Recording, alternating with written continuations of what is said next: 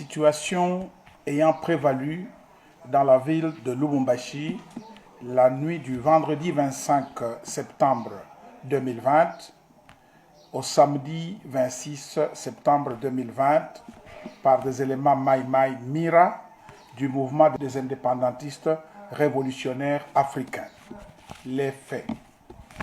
Le 25 septembre 2020, vers 16h, heure locale, tentative d'évasion à la prison de Cassapa avec dégâts matériels importants. Incendie des blocs, cellules et le bâtiment administratif par les prisonniers et il y a eu mort d'homme. Tentative qui a été déjouée par les forces de l'ordre. Vers 23h, heure locale, les Maï Bakatakatanga, déjà infiltrés dans la ville de Lubumbashi, se sont regroupés dans la périphérie de la commune annexe à partir du golfe Faustin, ont progressé vers la ville avec comme intention de prendre le centre-ville, la place Moïse Tshombe, la poste et la station de la RTNC Lubumbashi.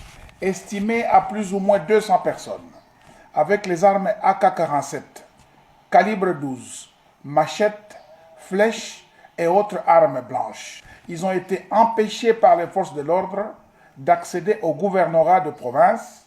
C'est hors la loi se dirigeront vers la place Moïse Tshombe qu'ils vont investir vers 1h du matin. La milice était accompagnée des femmes et enfants, scandant des slogans sur l'autonomie et l'indépendance du Katanga. Un autre groupe, vers 4h du matin, heure locale, en provenance de Kamatete, estimé à plus ou moins 100 personnes, a emprunté l'avenue Biaï prolongée, avec comme intention de prendre la prison de la Cassapa et la RTNC Lubumbashi. Ces derniers ont été déjoués par les éléments du bataillon police militaire, PEM en sigle, basé à la prison de Cassapa. Ces assaillants vont progresser pour prendre la RTNC et rejoindre le gros du groupe et se renforcer à la place Moïse Tshombe.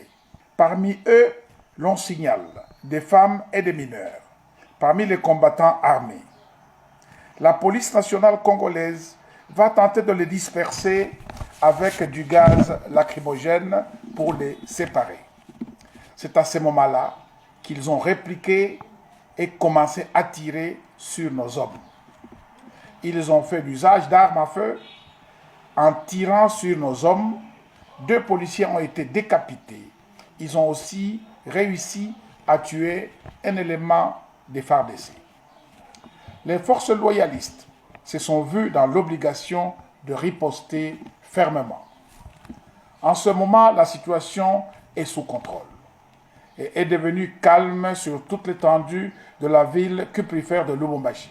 L'objectif était de prendre et de contrôler la prison de Cassapa, le gouvernorat de province, la RTNC, la place mythique Moïse Tshombe, symbole sacré du mouvement des indépendantistes révolutionnaires africains, MIRA en sigle. À l'heure actuelle, le bilan provisoire se présente comme suit. Du côté des assaillants, 16 neutralisés, plusieurs blessés, 13 capturés, 7 armes récupérées, plusieurs flèches et machettes, des effigies de Gédéon Kyungu Mutanga et un drapeau de Mira. Du côté ami, donc du côté loyaliste, 3 morts, dont 2 policiers décapités et un élément FARDC tué par balle. 7 blessés, 2 jeeps touchés par balle, une autre jeep saccagée et 3 armes ont été emportées. Il n'y a pas eu de dégâts collatéraux signalés auprès de la population civile.